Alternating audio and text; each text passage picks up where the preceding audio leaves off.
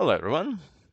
Today we're gonna talk about um, introduction to Spring Boot. So let's start with what is Spring and why do we need it? Spring is basically the de facto standard framework in Java for dependency injection, among other things. And I will explain what those words mean in a second. But basically, why do we need it? What's the point of it?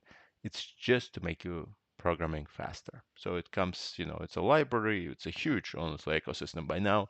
But basically, it's a library. It's a framework that you can just plug into your code, and all of a sudden everything works. For guys who work with a bit of front end, it's like Angular, right?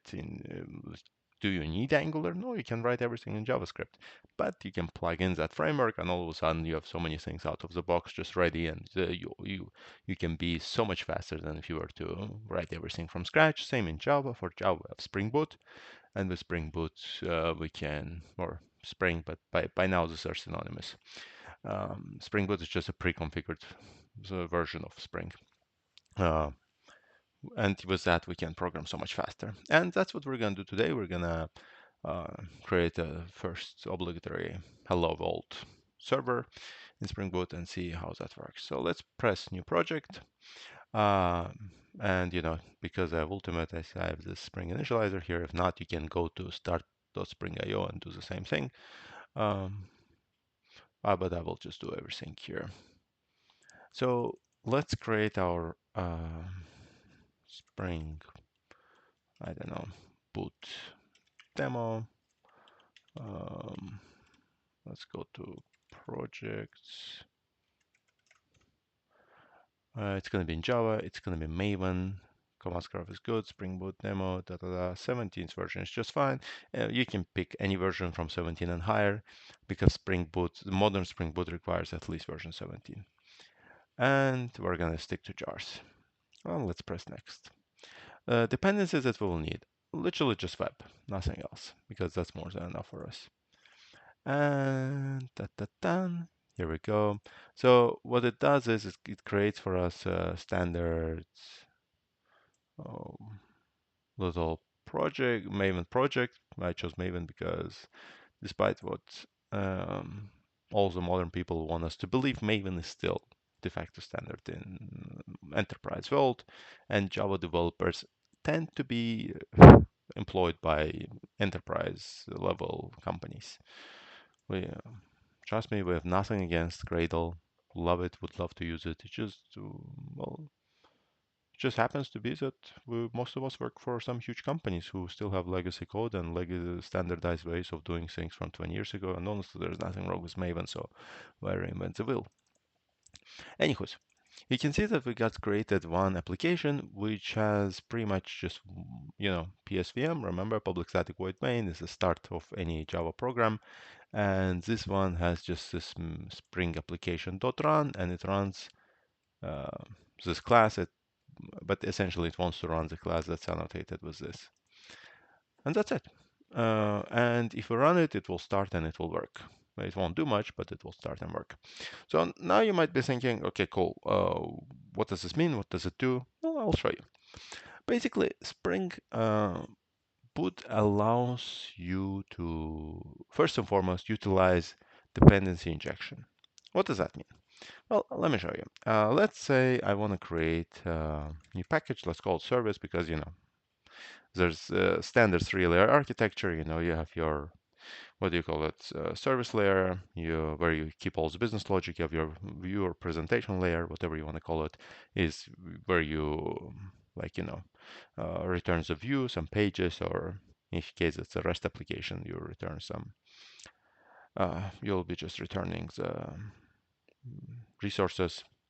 And the last layer is persistence. That's where you do your database stuff. So three layers: service, view, and presentation. What am I saying? Persistence.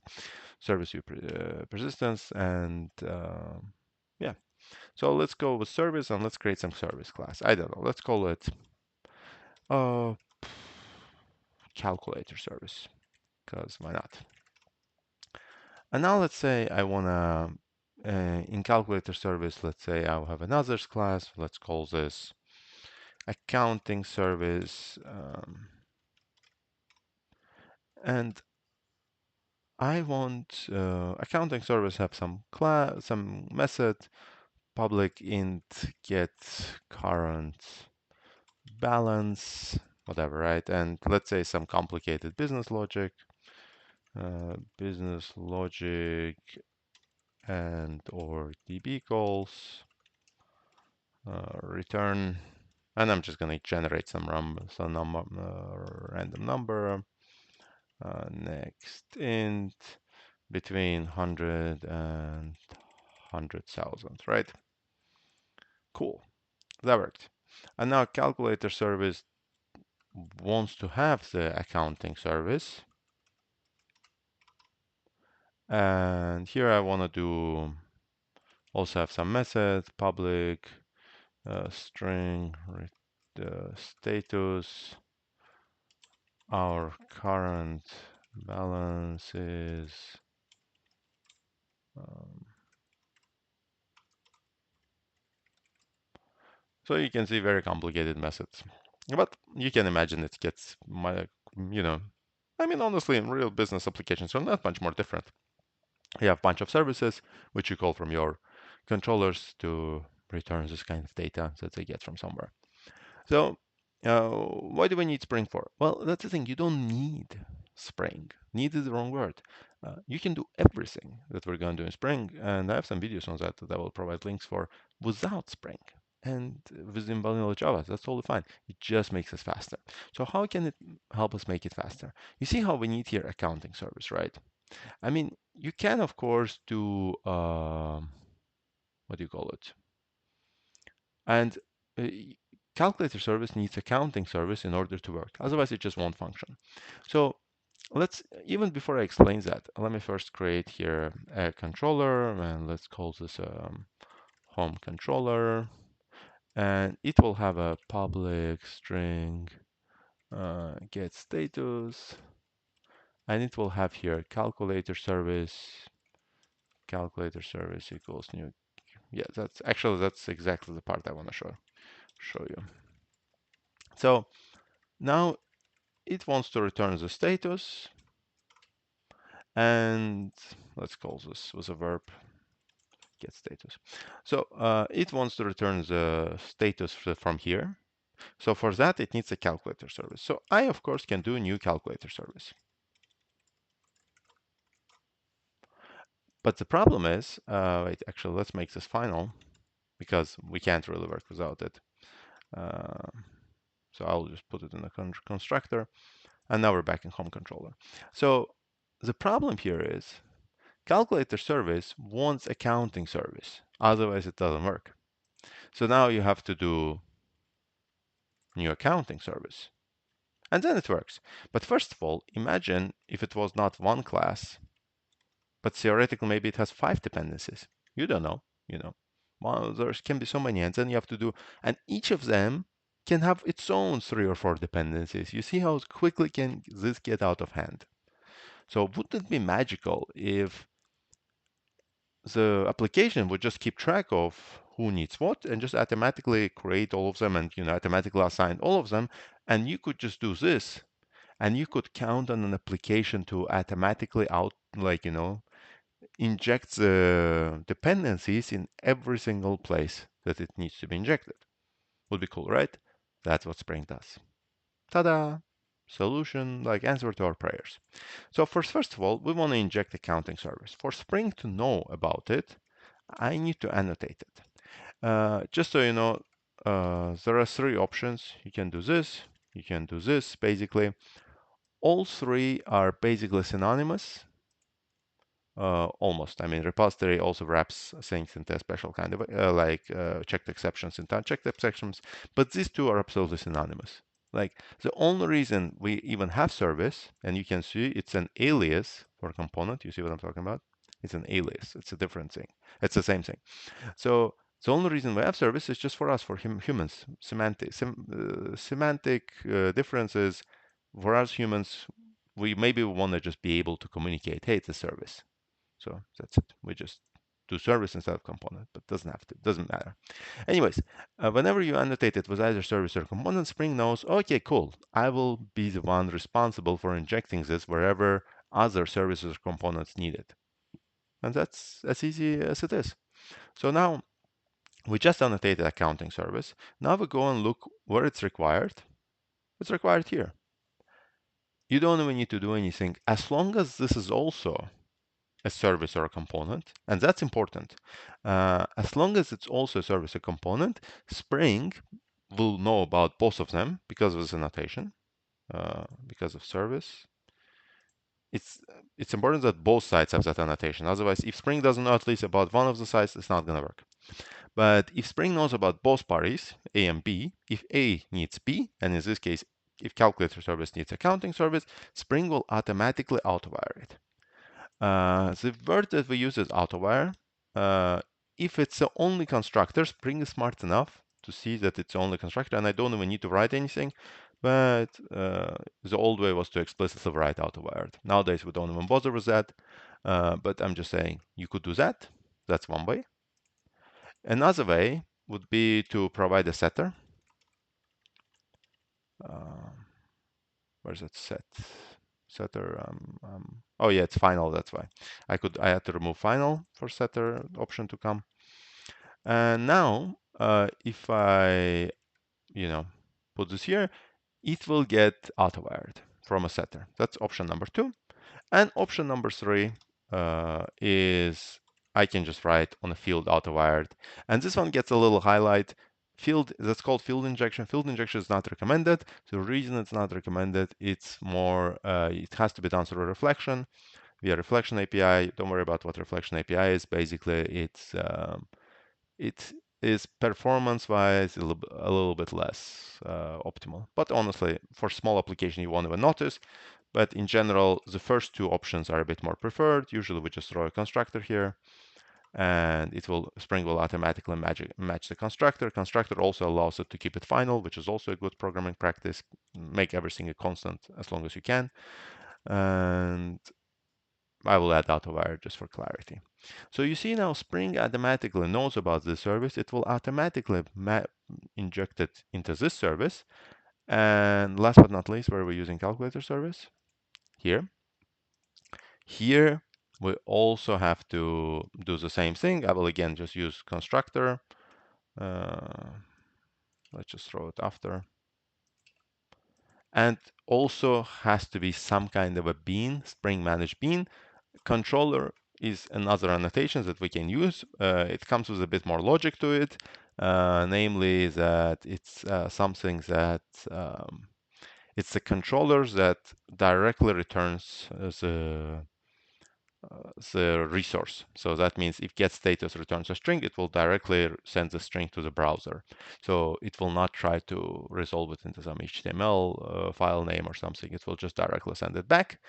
And so it's useful when we're creating a server. That's when you use REST controller. And because it's also now Spring managed bean, it's a Spring annotation. And since it's a Spring annotation, it will get automatically auto-wired any Spring managed dependency that there has to be. Now, important caveat. Spring only does all the auto-wiring magic between the classes that it manages. If I right now create, give me a second, dummy controller, and I say, hey Spring, do you mind doing this? You see, IntelliJ is it's IntelliJ saying that it's smart enough to say, yeah, not gonna work.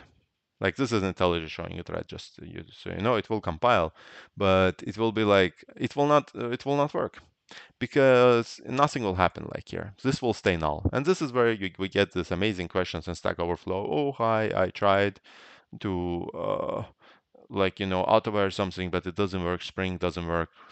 Is it because of my Java version? Maybe. No, it's because Spring is, it's awesome, but it's not, I don't know, it's not all powerful. It only can auto-wire things between the classes it knows about. If it doesn't know about your dummy controller, which it doesn't, you didn't annotate it, you didn't mark it for Spring to know about, it will not do anything inside of it. If you want something to happen from Spring, then you have to give it to a Spring with a REST controller, and now it will work. Uh, just if you want to, I can show you actually. So there's this nice little post construct, public void, I don't know, test. This is like engineering it in, what do you call it? In Angular, in case you guys know about Angular. Basically, I can now run it, and it will show you guys. I just put a debug here. It will stop here at the moment of instantiation, right after the field was instantiated. You can see calculator service exists, and inside of it there's an accounting service. You see? Now, if I honestly, even if I remove this, it won't even stop here. Like, because it's a Spring annotation. It won't even stop here. It will just not know about this bean, and because it doesn't know anything about this bean, it will not get auto-populated. Just, yeah, letting you know. So this, I'm gonna delete the dummy controller just so you know. Spring can only do stuff between. That's important. Spring 101. I have to say it because every time every beginner fails exactly on the same problem. Spring only auto wires between classes managed from Spring. And second thing is, once you want Spring to manage a class, you cannot instantiate it yourself. That's it. Hands away. Let Spring instantiate it. What do I mean by that? Every now and again, you see somebody do this. And I'm gonna even do, what do you call it? Null, whatever, right? Or I don't know. How do I do it? Let's say it has two calc. Let's say it because it was final and everything. I can't even display the point. Let me just do field injection, and then just so you see what I'm talking about. And yeah, so they do this. They do new calculator service. And again, let's do a post construct, public void post, whatever. So I just want something to stop at.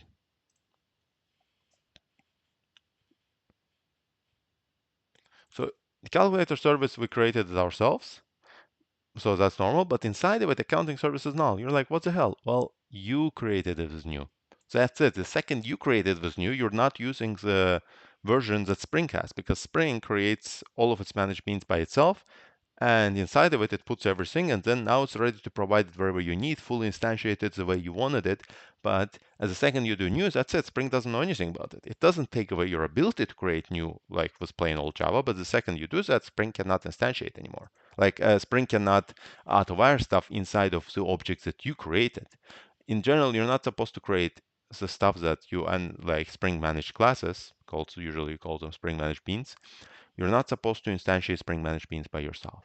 You let Spring handle it. So what do I mean by that? Don't do that. Let Spring do its auto-wiring magic. I'm gonna again just put here auto-wired explicitly.